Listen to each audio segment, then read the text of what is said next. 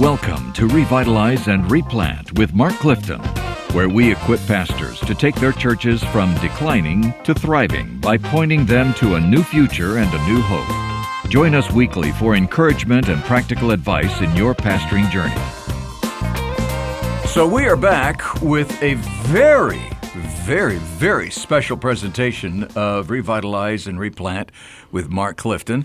My name is Dan Hurst. There's Mark right there. Wave. I'm waving. And Mark Hallock is right there. Hey, wave. guys. And What's guys, up? very special show today. Why? You know why? No. Because today represents 1 year of our 1 year. 1 year? Of Revitalize and yes, ladies and gentlemen, No way. yes. All right. That's incredible. That's awesome. 1 year. Wow. And That so, doesn't even sound canned. We started a year ago with no listeners. Zero. Zero. Not a one. And we have swelled to like 38 now. So Hey, that's big. It's pretty good. We'll take it. We'll take it. No, thank you. Thank you for the thousands of you who download. Thousands and thousands a Thank month you. that are It is. downloading. And thank you. We appreciate that. We appreciate it. And it has grown from zero. We didn't start with any, and we've done really no advertising. No, that's for sure. Well, we can't get any funding. That's the problem. But we do thank the North American Mission Yeah, don't Board. be saying that. They pay for everything. They pay for a lot. I didn't say that. Dan Hurst said that. I will tell you this. They pay for a lot without wanting to pay for a lot. But we're so grateful. No, to this them. whole podcast is made possible by North American Mission Board, the Cooperative Program, the Annie Armstrong Easter Offering, and, like our seminaries like New Orleans and Midwestern that let us use their studios. We're grateful for that. And it's all an act of love for the local church and for churches that are declining. And thank you, Dan, for serving with us for one whole year. Thank you, man. Mark, it's a joy. for serving with us for a year. I look forward to many more years of doing Hope this. so. Yeah. Really enjoy it. It's one of Such the a most blessing. enjoyable things we do. Yeah. And again, with really very little advertising, just by word of mouth, you guys have done a good job of making this really one of the top It's podcasting. amazing how many of you actually will share this podcast. Which is so helpful. We appreciate Yeah. that. It helps us. Yeah, it's one of the top podcasts in all of America on church health and Well, what did you revitalization. say? I mean, right now, downloads. We're getting a pretty decent turnout. Well, of course, we're doing this. We're actually recording this one in late January, early February. Yeah, I right. don't want to freak people out. Well, that's true. We're not live right now in April. Yeah. But we ended the year with around 10,000 downloads a month, Which praise the Lord. which man. is That's really, awesome. really pretty amazing. Yeah. And It's a appropriately, we are celebrating this one at the Spurgeon Library at Midwestern Seminary. They've been so gracious in allowing us to come here so many times for recording the podcast in their podcast studio. Which is beautiful, by It's gorgeous, and we appreciate that so much. And appropriately, our topic today, we're following up on what we've been talking about in the last couple of podcasts, where we started talking about how do you assess when a church is ready to be revitalized. Then we went into the 6 keys a pastor needs for his congregation in revitalization. If you didn't catch those, you might want to go back and listen to those in previous editions. And today we're following up on all of that, and that is how to prepare for long-term revitalization. And that, that we mentioned, we kind of closed last podcast with talking about this. There's a difference between vision and goals and visions and steps that you have to take. And so really what we're talking about today is when we say prepare, we're talking about action steps that you really need to take in what you're doing. Yeah. So let's get into these. And Yeah. talk about some of these. And I think I love this topic because this really is our goal, is to help prepare pastors and leaders for long-term revitalization because it takes time. And so I'm hoping this will just be super practical for listeners. And so here's what we have to begin. Number one is this: accept the reality of the time it will take. And we talked about this. There's no quick fix. This is not a sprint. It's not a sprint. Yep. And as we've said so many times, pastors, there are those exceptions where something happens and a church turns around on a dime. And it goes from, being in deep decline to just blowing the doors off and growing in a year or two or three. And those are the ones that tend to be written about Those are the ones where the leaders of those churches tend to be asked to go and speak at national meetings and be platformed, and then we all sit there and say, well, that's not us, because that's not the norm. And it's not because God can only do a few of those at a time. Yeah. It's because that he chooses most of the time to work through diligent pastors who serve over a long period of time. You know, I've often said when Moses accepted, finally, reluctantly, God's call to go and speak to Pharaoh, it didn't go so well. It went worse. Pharaoh said, nope, you're not going, and you got to make bricks without straw, and the people hated Moses. And then you had to go through all the plagues and everything. And then, guess what? God, who hardened Pharaoh's heart, changed Pharaoh's heart. Like, well, why couldn't God have just done that like day one and saved everybody all this issue? Well, you and I both know God was teaching the Hebrews something about the extremeness of their captivity. He was teaching Moses about relying on him, not himself. He was teaching the Egyptians about the power of God. The time you're spending in this long-term revitalization is not wasted. God's doing something you may not even see this side of heaven. That's right. Something in your life and the life of the church and the life of the community. It's not wasted. But just accept that the majority of the time, it's going to take a long time to be in revitalization. Clifton, I think this is important. I'd love for you to share a little bit, too, because I think it's super encouraging, is not only will it take time, but give us the stats on, I think in some ways, like, what are we shooting for? I think sometimes we have a false, almost like a false picture in our mind that we're going to grow this church, if we're a success, to 300, 400, 500 people. No, I think the reality is what? Numerically. Well, yeah, contextually, you got to, where's your community and watch. There's a lot. There's not just one standard deal, but the median Southern Baptist Church is 67 in worship. Yeah, 67. So if you have 67 in worship, half the Southern Baptist churches have less than that, half have more. And I've got some other numbers here that are really astounding about the size of Southern Baptist churches. And I think we have to really move beyond the idea that we're going to grow to 250, 300. I'm here at Midwestern, and I love this seminary. And I'm so impressed with what this seminary has done in the last decade, what Dr. Allen has done. And they've been gracious enough to let me preach in chapel on numerous occasions. And so when I preach in chapel, one time I did, maybe twice, I don't remember if I said it both times. But, maybe 400 people in chapel, I don't know, 300, 400, whatever, maybe more. I'm just using that as a number. I don't really remember. But let's say there's 400 in chapel. Basically, I say, the 40 of you who will end up pastoring a church are more than 250, congratulations.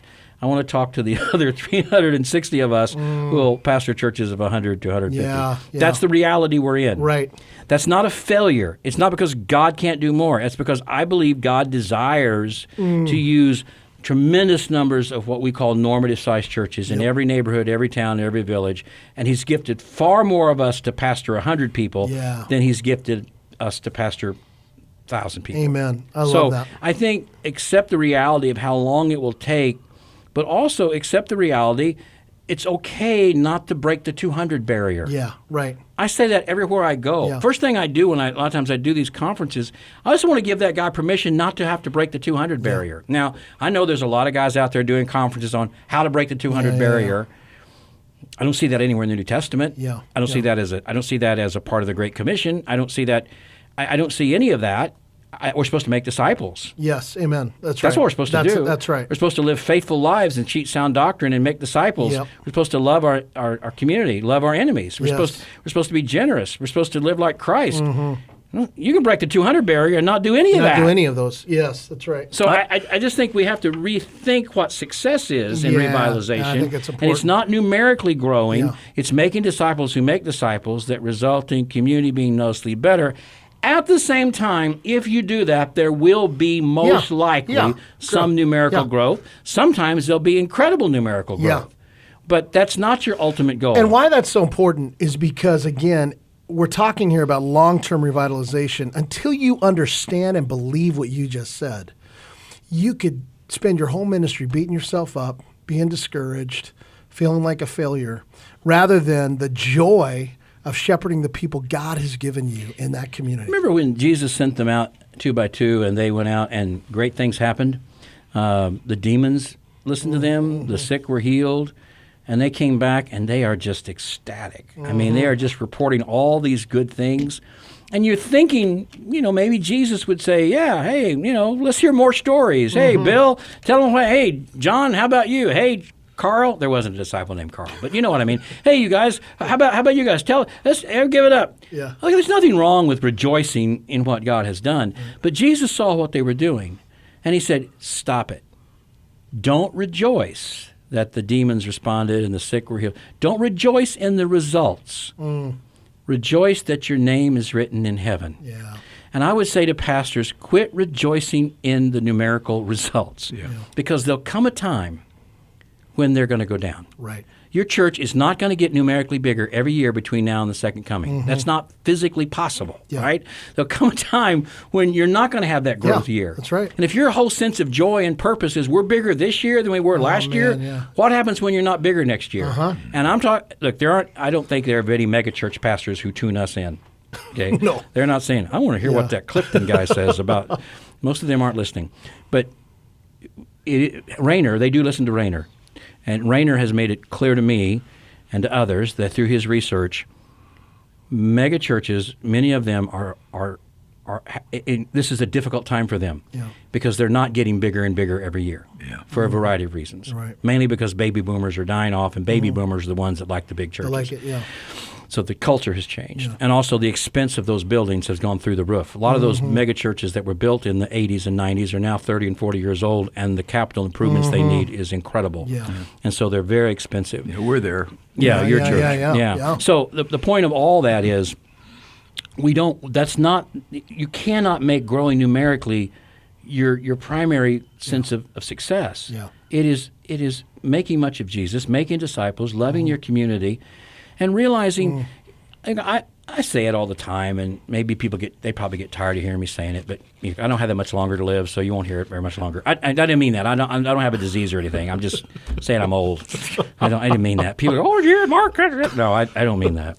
That sounded terrible. But, I do say I'm one flu season from heaven, so, it could happen.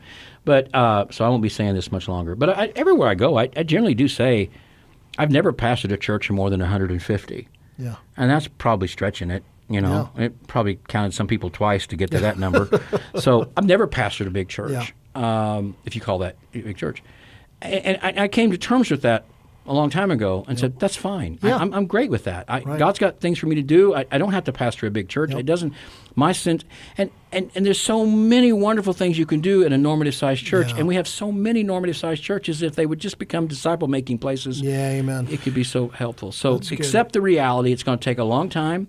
And accept the reality you might not break the 200 barrier. Yep, that's right. The most active, now I'm talking about having grown up on the mission field, I can tell you that and participated in this study. Not everybody knows, because I realize we excuse me if interrupting, but we don't always introduce ourselves. I mean, Mark is the pastor of Inglewood Church, Calvary Church in Inglewood, where he took a dying church and God brought it back to life, and they have a network of about 30 congregations now. Amazing. And Dan, his mom and dad, raised him in Honduras, IMB missionaries. So you were talking about being on the mission field. Yeah. So growing up in Honduras, and I got to participate in this study of which churches were the most active growing churches. And they used the word success, which I hated that they used that word. But what we discovered was it was the smaller churches with a congregation of less than 75 that were most successful because they were mobile, they were smaller, they didn't have a hierarchy that they had to answer to. They could get out there and get the job done and do it. And they had the resources, human resources available because they had people who wanted to be a part of that. Whereas in the larger churches, it was a struggle finding people that would really jump in there and be a part of what was going on. So what would happen is these small churches, there was a number of churches that I worked with that had 5, 6, 7 other mission points. They referred to them as mission points And those mission points were 30, 40, 50 people. See? Yeah, yeah. And so it was just constant. So you're talking about one church that was basically 75 people that was actually pastoring 750 to 1,000 people. You know, because that strategy was, we don't need to be bigger, we need to be better at ministry and disciple making. Right, Wow, that's so exactly. good. And so one of the things we say from the Revitalization Replant team at NAM, one of the things I've said since the very first day they hired me is we have to value the normative sized church, and we have to value the church of 100, of 50, of 30, and know that God has a plan for every church. That's exactly and right. That's man, exactly and then right. so accept that reality. All right, number 2. Make certain, and boy, I love it when you guys get off on this, make certain your family's on board. Yeah, how to prepare for revitalization. Man, It isn't so much all the planning and the strategy and the committee meetings and so those come. But boy, if your family's not on board. I remember what Dr. Rayner, and I did learn so much from him, and I owe a great deal to all the time I got to spend with him. One of his favorite phrases that it just comes to me so often: don't undersell this to your family. Don't make it easier. Don't make it sound easier than it's going to be, because you don't want them to be afraid of it. You undersell it. In fact, oversell it. Tell them it's really going to be harder than it is, and then if it's not as hard, it'll be better. I mean, make sure they know. Yeah. As we're going to a revitalization, There's a cost and there's here. a cost here. Yeah. And even though these people say they want to change and they'll follow our leadership, they mean that, but they're not really going to be able to do it right away. And there's going to be some angst. There's going to be some challenges. There's going to be some spiritual warfare. And let your wife know it's going to be really hard, and then it's going to get hard, and then it may be the hardest thing we've ever done. And let your kids know that. Make sure they understand the cost. Not, oh, honey, this is going to be great. They want to change. She may look at it and go, man, that church has been declining. I know, but they said they want to change. Look, they got a great building, and there's a lot of opportunity here. That's overselling it. Yeah. You've got to. Am I underselling it? I can't remember. No, what I I'm know. saying. Yeah. Yeah, that's underselling the reality. Yeah. It's like you want to. You want to sell the reality for what You don't it is. want to overpromise and underdeliver. Overpromise and under. Yeah, exactly. So make sure they're on board. that's good. And we talk about it in church revitalization. We talk about spousal. What do we call it? Perseverance. Perseverance. Yeah. In church planting, we call it spousal cooperation. You say, is there a difference? Maybe. My wife has been a church planter's wife, and my wife has been a church revitalizer's wife.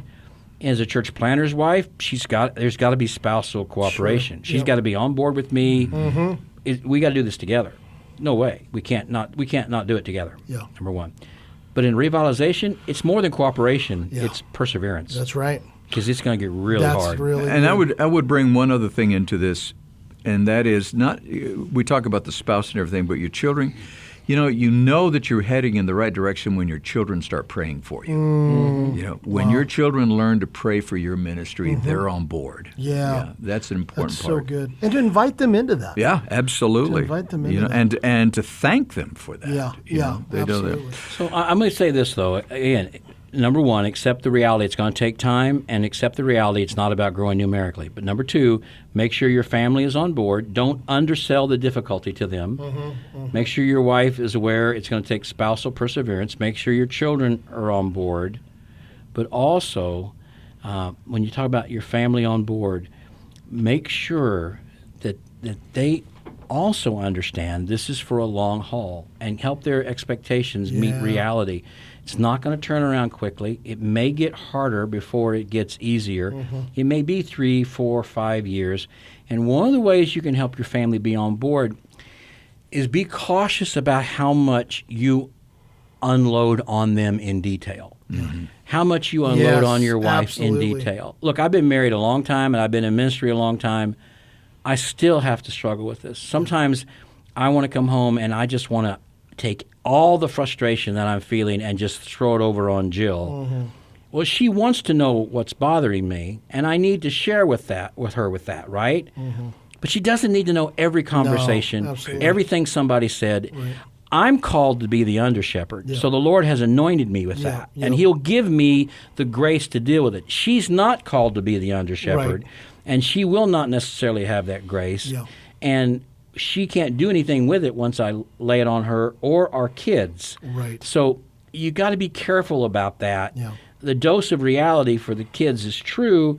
Making sure they're on board is true, but that doesn't mean they have to share every pain you're sharing. You've got to be intelligent about how much you share with them and how much you don't. And that's another podcast for another day. What if we do this, guys? So we've hit the first 2. What if we hit the next 3 on the next podcast? Oh, well, does that work okay? Yeah, we'll we're kind of about be a out of surprise time. here and just wait, because I think there's some good stuff coming Do up. you? But by It's the way, about time we had something good. Yeah. This podcast has been on a year. I've been waiting for a good episode. By the way, let me wrap this up with talking about family, making sure, and having a spouse that really understands and gets it. You talking about you going, and Jill wants to know everything that's going on. And my wife is like that a lot also. But my wife has learned a genius way to deal with that sense of being overwhelmed and just struggling with people. And I'll come home and I'm obviously depressed or down about something and everything, and I'll want to talk and I'll just want to unload on her, and she says, "I've made reservations." And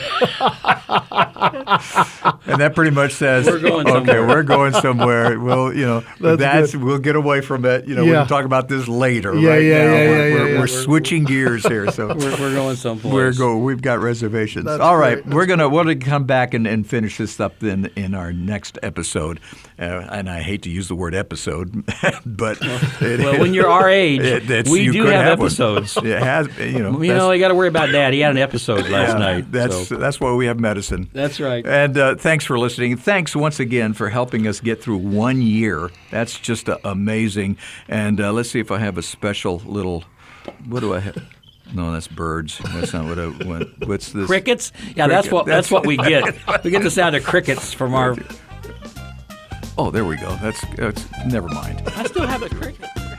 Thanks for joining us today on Revitalize and Replant. This podcast is brought to you by the North American Mission Board, where we help dying or struggling churches regain health for the glory of God and the good of their communities. If you found this conversation helpful, don't forget to subscribe to the podcast on your favorite platform. To learn more about becoming a replanting pastor or to explore resources about revitalization for your own church, visit churchreplanters.com.